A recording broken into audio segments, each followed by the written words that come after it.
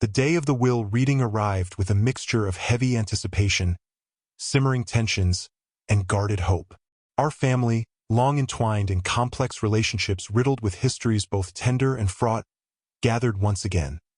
This time not around a festive table or a place of celebration, but in the austere, professional atmosphere of the lawyer's office.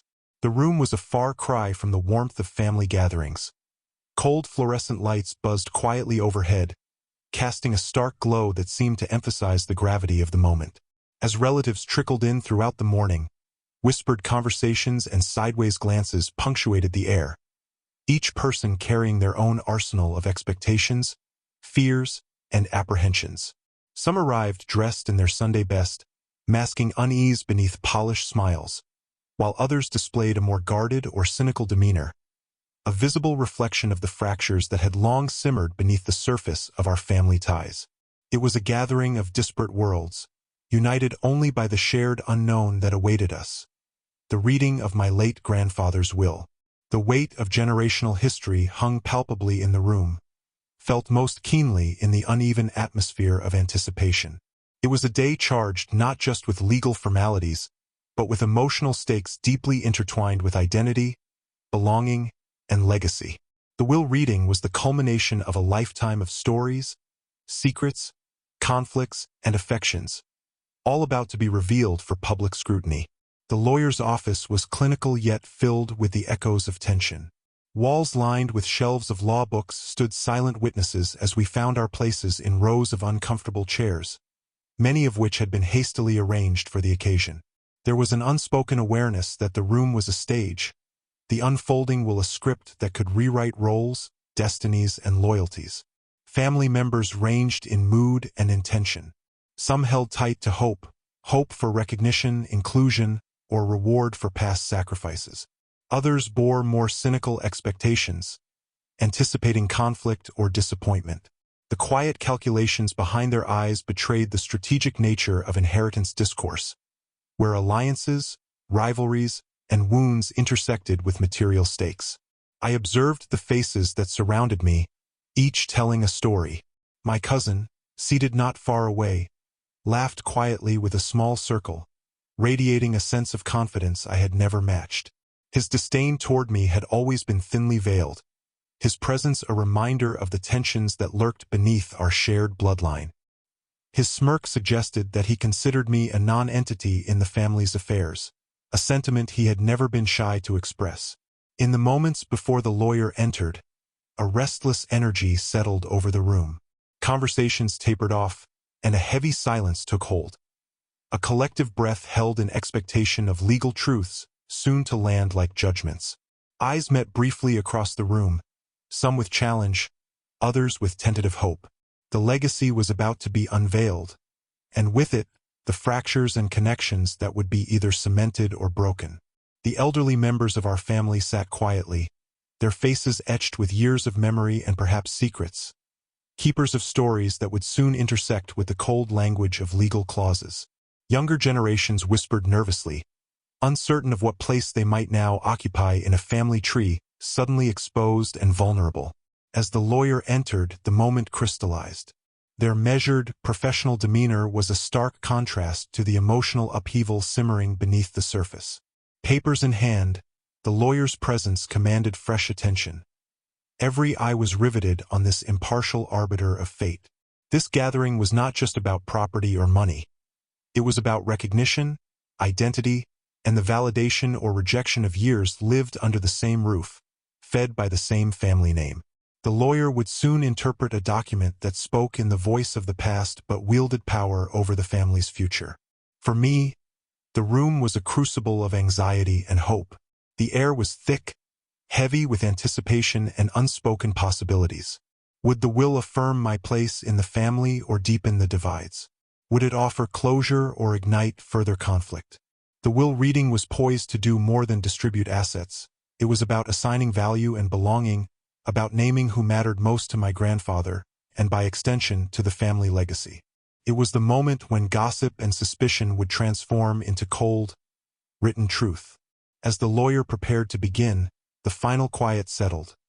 A pause pregnant with the weight of history and heartache, of dreams deferred and the desire for some measure of justice or acknowledgement.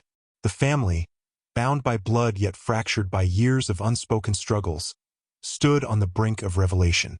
In this tense silence, every heartbeat seemed louder, every breath a reminder that after this, things could never quite be the same. That day, in the sterile lawyer's office, we were not just heirs to an estate. We were inheritors of a story that demanded reckoning, endurance, and perhaps unexpected redemption. The crisp atmosphere of the lawyer's office was charged with quiet anticipation as the family waited for the will reading to begin.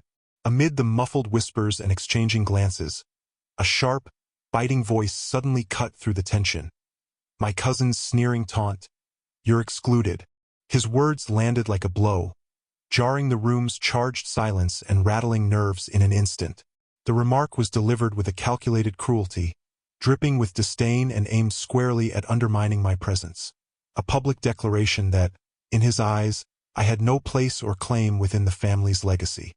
His tone carried scorn, as if my very right to be there was a joke or an aberration. His mocking smile sought to belittle not only me but to assert dominance and reinforce his own sense of entitlement to the family's favors. The impact was immediate and electric. Those seated nearest to him exchanged uneasy looks. Some eyes momentarily flicked toward me, searching for a reaction, while others quickly averted their gaze, unwilling to become embroiled in the brewing conflict. The lawyer, poised to begin the formal reading, momentarily faltered, a brief pause that underscored the disruption. I felt the sting of his words deeply. Decades of underlying tension, silent judgments, subtle exclusions, and veiled rivalries were compressed into that one phrase. It was a blunt assault on my place within the family, a reminder of divisions that had not healed despite the passing years and shared history.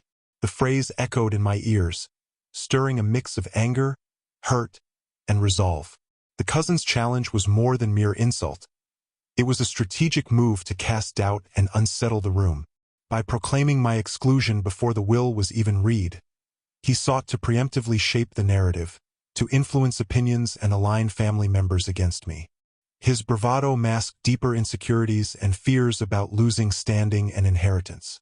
Around the room, the atmosphere shifted. The air grew heavier, the undercurrents of rivalry surfacing more visibly. Some relatives leaned forward, intrigued or ready to defend their own interests, while others visibly bristled at the disrespect but remained silent, wary of stoking family tensions. His words exposed fault lines that had long been checked by politeness or avoidance, revealing the raw power struggles embedded in our family's fabric. It was a moment where goodwill faltered, and real emotions spilled into the open. Yet, even as his mocking tone sought to dominate, it also unintentionally heightened the tension and expectation. The cousin's declaration became a challenge heingly thrown down for the will, and for me to respond to. It created an electric anticipation. Would the will confirm his boast or shatter his confidence? In that charged silence, every eye turned toward the lawyer, waiting for the official truth, waiting to see if my cousin's mockery would stand or be rendered hollow by the legal reality. The phrase "you're excluded" became a battle cry, setting the stage for the family drama to unfold in full view. Thus, the cousin's mocking remark was not just a rude interruption but a catalyst, unleashing a surge of emotional energy that would ripple through the family as the will reading began. It was a stark reminder that inheritance was never just about money or property. It was about power, recognition, and the fragile fight for belonging within the family's fractured story. As the sharp tension caused by my cousin's mocking remark hung heavy in the room, the lawyer stepped forward to take control of the proceedings with calm authority and professionalism. Their presence was immediately grounding amid the charged atmosphere, shifting focus away from the emotional undercurrents toward the formal duty of reading the will. The lawyer was a figure of composed neutrality, someone who carried the weight of responsibility without personal bias. Dressed in a tailored suit and carrying a slim folder bound with the official documents, they embodied the impartial executor of my grandfather's last wishes. Their demeanor conveyed seriousness tempered with empathy, recognizing that while this was a legal matter, it also involved deeply personal stories and strained family relationships. With a formal clearing of the throat, the lawyer addressed the room with a steady voice that demanded attention. They began by reminding everyone gathered of the solemn nature of the occasion, explaining that the will represented the legal document by which my grandfather's estate would be distributed according to his explicit instructions. This was not a time for conjecture or speculation but for respect toward the decedent's wishes, clearly articulated in the document they were about to read aloud. The lawyer's words carried a deliberate clarity, balancing legal precision with an awareness of the human dynamics in play. They acknowledged the complexity of family emotions that such readings often stirred, noting the importance of approaching the process with patience and decorum. Throughout the reading, the lawyer would be the steady voice in the room, serving as an authoritative guide through the sometimes labyrinthine legal language and clauses that could easily confuse or frustrate those unfamiliar with such matters. Their role was to ensure clarity, prevent misunderstandings, and provide occasional explanations to help family members comprehend the intentions laid out in the will. Importantly, the lawyer also maintained control when disputes or challenges arose. Their presence was a buffer against outbursts or confrontations, and they skillfully navigated the difficult moments when emotions threatened to overwhelm the process. By asserting their role as the impartial agent of the law, they preserved order and ensured the reading proceeded without interruption. Beyond legal duties, the lawyer represented the embodiment of my grandfather's final authority, a voice carrying his legacy beyond the grave. In that capacity, the lawyer brought a sense of solemnity and finality that helped frame the reading as more than a distribution of assets. It was a transmission of family history, values, and intentions encoded in legal form but brimming with emotional resonance. By assuming this calm authority, the lawyer also inadvertently highlighted the contrast between the harsh personal dynamics playing out among the family members and the steady, unflinching certainty of the law and the deceased's expressed wishes. Their presence underscored that, despite fractures and conflicts, the final word belonged to the will and the person who created it.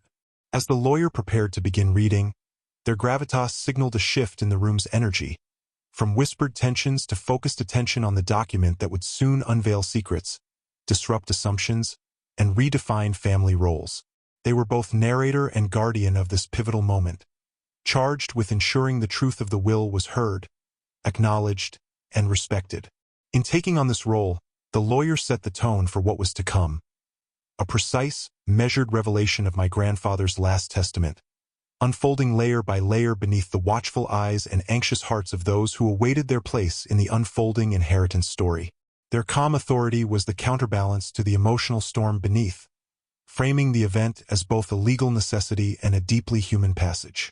The moment the lawyer began reading the will, an unmistakable tension gripped the room. Every eye focused intently on the unfolding declarations. Then, in a twist that caught everyone completely off guard, the lawyer announced my name first as a primary beneficiary. The shock was palpable, an electric current that surged through the assembled family, immediately disrupting the assumptions and unspoken hierarchies that had governed the room's emotional atmosphere. Hearing my name explode into the silence was as surreal as it was thunderous. The cousin's earlier taunt, his mocking assertion that I was excluded, was instantly contradicted, turning his confident sneer into a mask of disbelief and fury. Where many had expected status, power, and inheritance to flow to the more dominant or traditionally favored family members, the will instead pointed squarely to me. It was not only a legal declaration but a powerful statement of legacy, trust, and recognition from my late grandfather. For a moment, the room seemed suspended in disbelief. Family members exchanged quick, stunned glances. Some widened their eyes, others bit their lips to suppress surprise or confusion.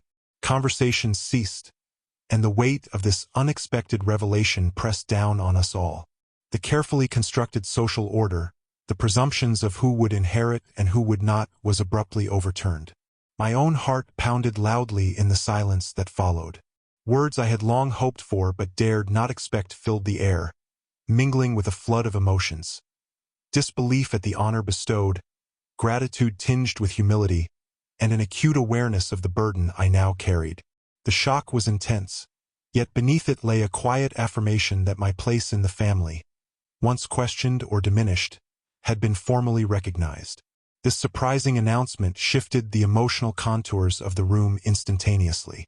My cousin's smugness vanished, replaced by a flicker of panic and anger that darkened his features. Others who had counted on traditional inheritances or assumed their position suddenly faced uncertainty, their smiles faltering under the weight of the unexpected news. The reading continued, but the atmosphere had irrevocably changed. My name being called first was not simply about property or money. It was a powerful validation of my identity within the family and a marker of transformed relationships. It challenged hidden biases, unsettled pretensions, and invited each family member to reconsider their place and future. The lawyer's voice calmly reading the will highlighted the finality and authority of the document, but beneath the formal tone lay profound personal consequences. The will was more than legal paper. It was an expression of trust and legacy, a deliberate choice made by my grandfather to elevate me above long-standing rivalries and expectations. In that moment, the inheritance became a symbol of more than material wealth.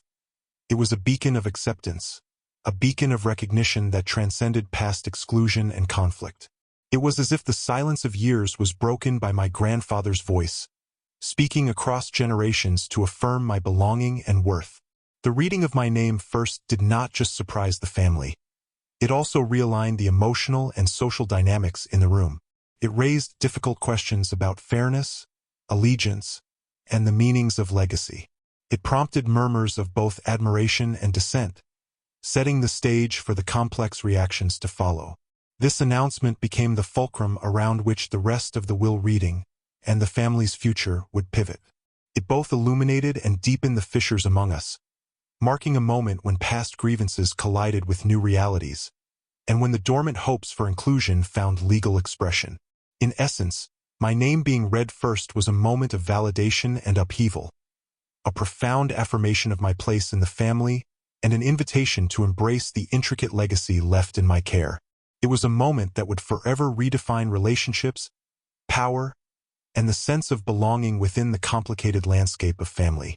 The lawyer's unexpected reading of my name first as a primary beneficiary sent ripples of shock and disbelief cascading through the gathered family, sparking a complex mosaic of reactions that laid bare the raw emotions and fractured loyalties beneath the surface.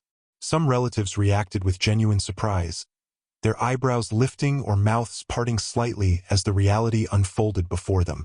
For those who had quietly hoped for a fair distribution, my inclusion brought a hesitant smile or a nod of reluctant acceptance. These were the family members who had long regarded me with warmth or impartiality, and the announcement validated their quiet support. However, this initial astonishment soon gave way to a more volatile range of responses. Jealousy flickered in many eyes, especially among those who had anticipated a larger share of the inheritance or had viewed me as an outsider unworthy of such trust. Whispers immediately spread across the room, some expressing thinly veiled resentment, others outright disbelief that the will would favor me over more traditionally recognized heirs. My cousin, whose earlier mocking remark had set a hostile tone, was the most visibly affected. His face tightened with anger and frustration, lips pressed into a hard line as he struggled to mask his shock. The smug confidence he had previously exuded seemed to waver, replaced by a simmering resentment that threatened to erupt. His body language, folded arms, clenched fists, spoke volumes about his unwillingness to accept this unexpected turn. Other family members, sensing the rising tension, exchanged nervous glances. Some seemed poised to confront or question the legitimacy of the will, while others looked to the lawyer for reassurance or clarification.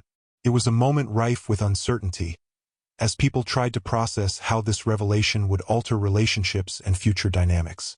Certain older relatives reacted with quiet contemplation, perhaps reflecting on their own memories of my grandfather's intentions and the reasons behind his choices. Their silence carried weight, hinting at long-held knowledge or acceptance of the complexities that had influenced the testament. Meanwhile, younger family members showed a mixture of curiosity and incredulity.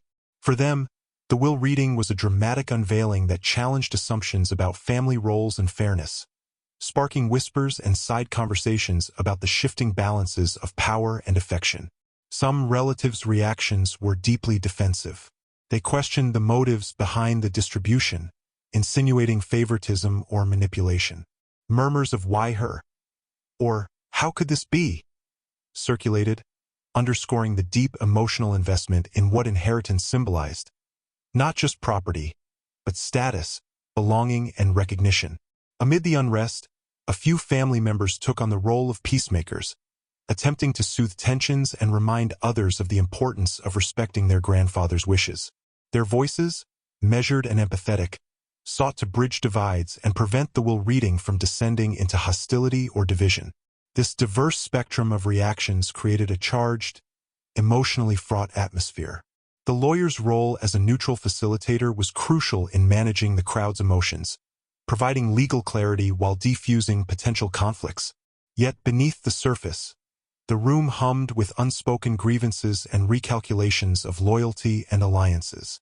The family's response to my naming as a primary beneficiary was a microcosm of the broader complexities within our relationships, entwined with love, rivalry, pride, and pain.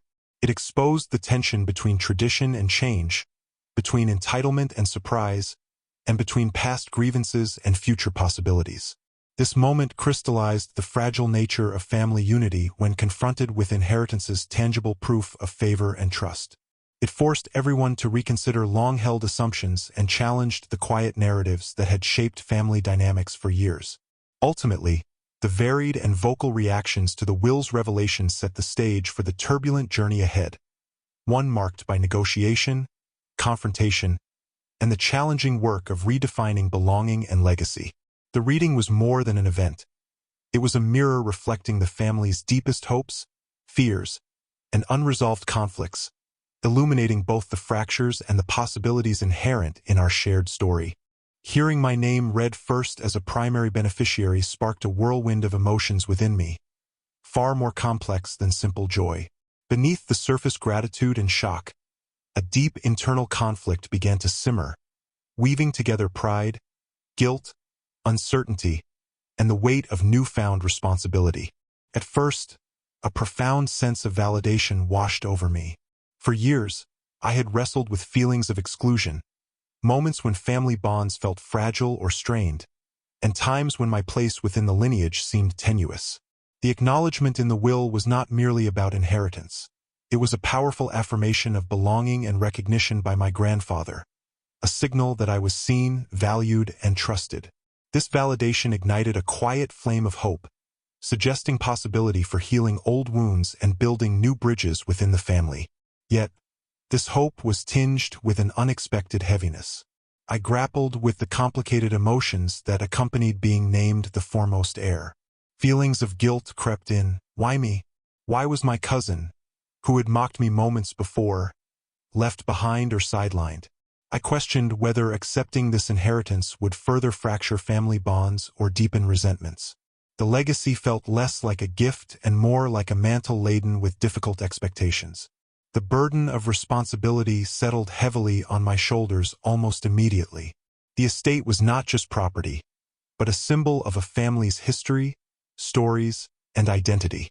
I realized that inheriting the estate meant becoming a steward, not only of land and assets but of memories, relationships, and hopes. The weight of this stewardship was daunting. Would I be able to honor my grandfather's wishes while navigating the turbulent waters of family politics and pride? Was I prepared for the inevitable challenges that this role would bring? Alongside these complex emotions, a sense of vulnerability surfaced. My position as heir made me painfully aware of how tenuous family acceptance could be, how deeply trust could be tested, and how easily envy and rivalry could resurface. The gaze of family members, some supportive, others skeptical or resentful, felt like invisible burdens, shaping the path I now had to tread. This emotional landscape was further complicated by memories of past conflicts. The scars of exclusion, moments of silence or criticism, and the delicate dance of trying to assert my place without igniting further division. The will had crystallized long-simmering tensions, casting them in stark relief just as it offered the promise of new beginnings. Despite the swirling doubts, a quiet determination began to emerge. The inheritance was not simply a receipt of past favors. It was a call to action, a mandate to lead with integrity, to foster reconciliation where possible, and to honor the family's legacy with care and compassion. I resolved to approach the responsibility not as a conqueror or adversary, but as a bridge, seeking to mend rifts and nurture connections.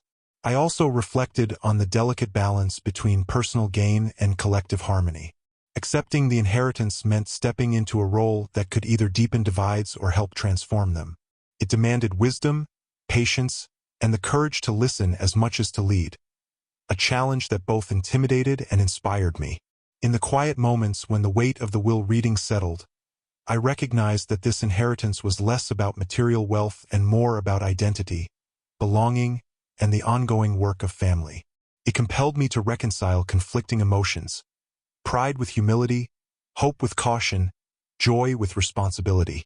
Ultimately, this internal conflict underscored the profound complexity inherent in family legacies. The reading of my name first was a transformative moment, a beginning filled with promise but intertwined with challenge.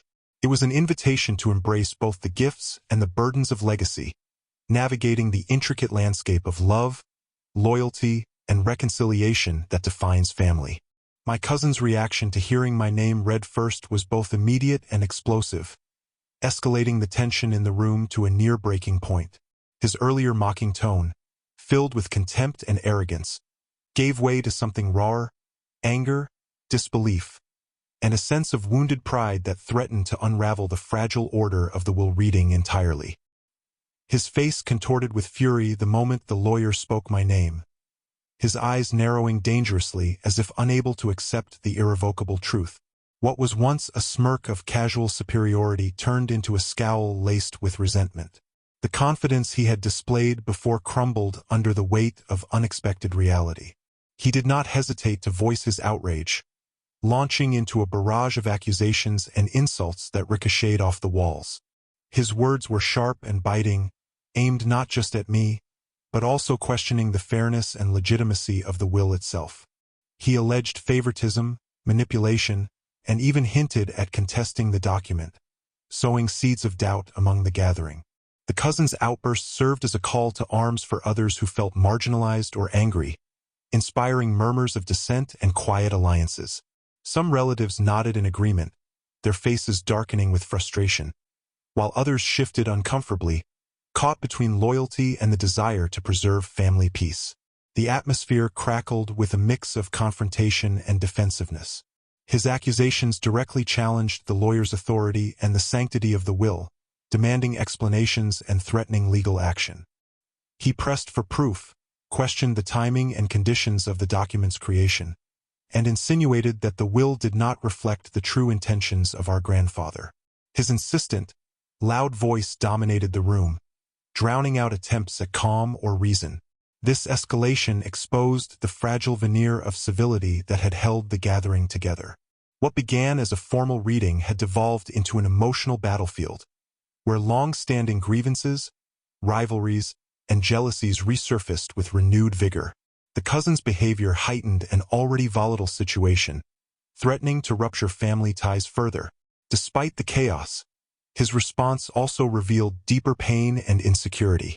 Beneath the anger lurked feelings of rejection and loss, a profound fear of displacement within the family hierarchy. His aggressive defense was as much about preserving identity and status as it was about property or money. The lawyer, recognizing the danger of losing control, stepped in with measured authority to reassert order, reminding everyone of legal boundaries and the binding nature of the will. Yet, the emotional battle was far from resolved. The cousin's defiance signaled the start of a more protracted struggle over interpretation, loyalty, and ownership. His escalation added a new layer of complexity to the inheritance, transforming it from a private family matter into a wedge that revealed deeper divides and personal wounds. It underscored the challenges ahead, not just in managing property, but in navigating the human terrain shaped by pride, rivalry, and the search for meaning within the family legacy. In this moment, the cousin's reaction became a mirror reflecting the unsettled emotions and unresolved conflicts that inheritance often ignites. His public challenge was both a barrier and a catalyst, an obstacle to harmony but also an opportunity for truth, confrontation, and ultimately, if navigated wisely, potential reconciliation. As the will reading continued under heightened scrutiny, it was clear that the true inheritance was not simply material but deeply emotional, demanding careful negotiation, courage, and the willingness to face uncomfortable truths if the family was to survive intact. The cousins' escalation marked a turning point, setting the stage for the complex and sometimes painful work of healing and understanding that lay ahead. As tensions flared and voices rose amid the cousins' escalating challenges, the lawyer's role became crucial, not only as the reader of the will, but as the calm, authoritative presence capable of steering the gathering through turbulent emotions and potential conflict. With measured demeanor and firm professionalism, the lawyer took on the delicate task of managing disputes, clarifying misunderstandings, and maintaining order in the room. Recognizing the heightened stakes and raw feelings, the lawyer carefully addressed the cousins' accusations with patience and clear explanations. They reiterated the legal validity of the will, emphasizing the meticulous steps followed to ensure its authenticity and fairness. The lawyer explained how the document had been drafted, witnessed, and stored in accordance with legal standards, closing the door on allegations of manipulation or illegitimacy. Throughout the reading, the lawyer maintained a composed yet empathetic tone, acknowledging the emotional weight of the moment while underscoring that the will represented the deceased's final, legally binding wishes. This dual awareness helped temper the atmosphere, reminding family members that the reading was not a negotiation but a formal, judicial process respecting one individual's last decisions. When interruptions or outbursts threatened to derail proceedings, the lawyer skillfully intervened to restore calm. They reminded everyone to allow the reading to continue uninterrupted, ensuring that all beneficiaries and provisions were disclosed in full before sparking debate or doubt. The lawyer's assertiveness reinforced the seriousness of the occasion and discouraged premature disputes that could spiral into chaos. The lawyer also provided legal context and clarifications when questions arose, explaining terms, resolving confusion about bequests, and outlining the implications of various clauses. Their explanations demystified what could have seemed arcane legal jargon, giving family members a clearer understanding and reducing misunderstandings fueled by fear or speculation. Importantly, the lawyer's impartiality was a linchpin in managing the family dynamics. By strictly adhering to procedural fairness and refusing to engage in family debates, the lawyer maintained credibility and trust among most attendees. Their neutrality reassured those seeking justice and tempered those tempted to use the setting for personal vendettas. Sometimes, when challenges to the will's validity were hinted at or explicitly declared, the lawyer calmly outlined the legal processes for contesting a will, providing procedural guidance without endorsing any particular claim. This tempered unrealistic expectations while preserving the possibility of future legal recourse, helping to prevent rash actions or immediate confrontations. The lawyer also subtly managed the divisions within the family by encouraging respectful conduct, emphasizing decorum, and signaling that this moment was about honoring the deceased's wishes rather than airing grievances. Their presence was a stabilizing influence amid competing claims, helping to prevent emotional outbursts from becoming destructive conflicts. Throughout the reading, the lawyer embodied the authority of the legal system, bridging the gap between personal emotions and objective justice. Their steady voice acted as a shield against chaos, guiding the family through a fraught emotional landscape with professionalism and care. By skillfully balancing legal rigor with human sensitivity, the lawyer ensured the will reading served its purpose, revealing the final testament of my grandfather in a manner that was transparent, fair, and respectful to all parties. Their role did not eliminate the family's wounds or disputes but provided a framework within which those issues could be identified, acknowledged, and eventually addressed. In handling conflict and maintaining order, the lawyer became more than an official reading a document. They became a mediator, an educator, and a guardian of process. Their calm authority underscored the seriousness of inheritance as a legal and emotional act and helped contain the fraught atmosphere long enough for the family to begin grappling with the realities the will revealed. Ultimately, the lawyer's presence was essential in preserving the dignity of the occasion and averting the reading from descending into acrimony. Their role paved the way for whatever difficult negotiations would follow, ensuring that the final wishes were respected even amid the swirling currents of family conflict and challenging emotions.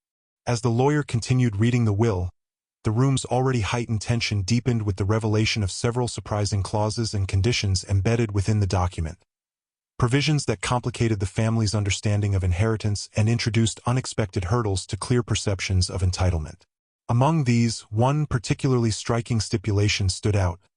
The inheritance was not unconditional.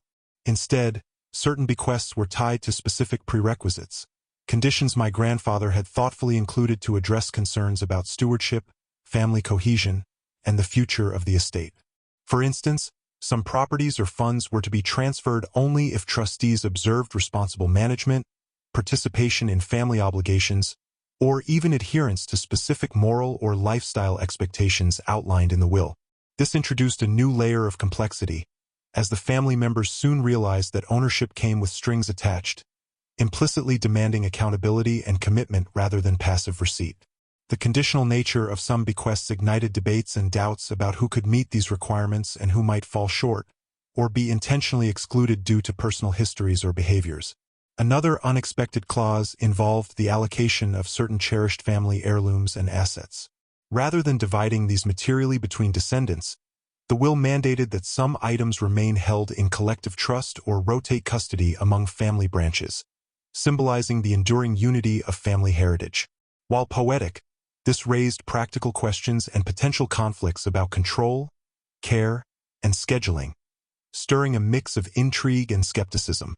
Furthermore, the will revealed that a portion of the estate was to be set aside for charitable causes or community projects dear to my grandfather's heart, reflecting his values beyond family wealth.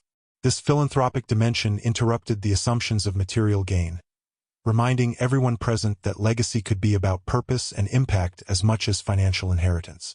These surprising provisions exposed different visions of legacy within the family, challenging assumptions that inheritance was a straightforward matter of division and ownership. Many relatives had approached the reading expecting clear, concrete assignments but were confronted instead with intricate instructions that demanded reflection, cooperation, and ongoing engagement. The conditions and clauses also intensified underlying tensions, as some family members interpreted them as indirect judgments or exclusions targeting specific individuals or behaviors. Suspicions about favoritism or punishment layered into the legal language, exacerbating feelings of grievance and mistrust. The complexity of the will's content underscored the foresight and care my grandfather had invested in trying to safeguard both his estate and the family's future. His nuanced approach suggested an awareness of enduring conflicts and an attempt to impose structures encouraging responsibility, unity, and legacy preservation. For me, these surprising clauses were both a challenge and an opportunity. They meant that inheriting the estate would require more than legal title. It demanded active participation, diplomacy, and leadership to navigate the conditions successfully. It was a call to stewardship that went beyond ownership, adding gravity and purpose to the role I was entrusted with. The lawyer carefully explained the legal meaning and implications of these provisions, helping family members understand their scope and the mechanisms for enforcement or dispute resolution. This clarity was essential to prevent misinterpretation from fueling further conflict or unrealistic expectations. As the will reading concluded, the family faced a sobering realization. Inheritance was not merely a transfer of assets but a complex set of responsibilities and relationships encoded in legal form. The surprising clauses and conditions called for ongoing dialogue, cooperation, and hopefully reconciliation to honor the intentions behind the document. This complexity, while daunting, opened the door for the family to redefine what legacy meant, shifting from a solely materialistic understanding to one centered on values, accountability, and collective memory. It became clear that the road ahead involved not just claiming property but embracing an active role in sustaining both the estate and family unity. In sum, the revealing of surprising clauses and conditions transformed the will reading from a simple distribution into a multifaceted challenge. It deepened family dynamics, invited reflection on duty and belonging, and set the stage for a future where inheritance would be about more than possessions. It would be about the ongoing stewardship of legacy itself. The conclusion of the will reading marked not an end, but a profound beginning, a pivot point around which the entire family's future dynamics would revolve. The revelations that day reshaped relationships, challenged assumptions, and forced each of us to confront the complexities of legacy, belonging, and responsibility in new and deeply personal ways. In the immediate aftermath, the family found itself fragmented yet bound by a shared reality. The estate and its surprises had laid bare hidden resentments and loyalties alike. Old alliances began to shift as expectations were rewritten, and the balance of power subtly but unmistakably changed. Power dynamics that had long been accepted as static were now up for renegotiation, introducing a blend of opportunity and uncertainty. For many, there was a dual sense of loss and gain. Some mourned the passing of assumed futures and familiar roles, grappling with feelings of exclusion or diminished standing. Others, myself included, bore the complicated mix of pride and pressure that came with newfound recognition and responsibility. The estate was no longer just tangible assets but a symbol of trust, hope, and the challenge of nurturing unity amid discord. This moment also compelled the family to acknowledge that legacy was not merely about inheritance but about the living bonds we maintained, or allowed to fray, through choices made every day. The conditions embedded in the will were a call to stewardship, a reminder that preserving family heritage required ongoing care, openness, and the courage to heal divides rather than deepen them. In practical terms, the reading launched a new phase of discussions, negotiations, and sometimes disagreements about how to interpret the will's conditions, how to manage shared assets, and how to rebuild fractured relationships. Family meetings, mediation, and conversations fraught with emotion and hope became necessary steps toward charting a workable future. These processes revealed the difficult but vital nature of reconciliation and collaboration within families when inheritance intertwines with identity. The will's revelations also prompted reflection on the values that underpinned our family's story, what my grandfather had hoped to preserve and pass on beyond material wealth.